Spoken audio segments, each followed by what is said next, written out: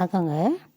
நம்ம ஏதோ ஒரு துணிக்கடைக்கு போய் நமக்கு தேவையான துணிமணிகள் எடுத்துட்டு வரோம்னா, அது ஒரு சில காலம் வரைக்கும் தாங்க அத யூஸ் பண்ணுவோம். அதுக்கப்புறம் அது பொருத்தம் இல்லை என்று தூக்கி எறிந்து விடுகின்றோம் இல்லைங்களா?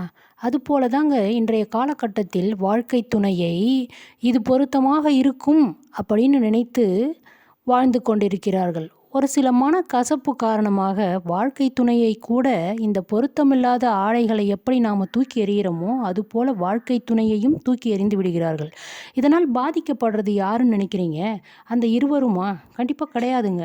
அவர்களுக்கு பிறந்த அந்த பிள்ளைகள் தான் பெரும்பாலும் பாதிக்கப்படுகிறார்கள்.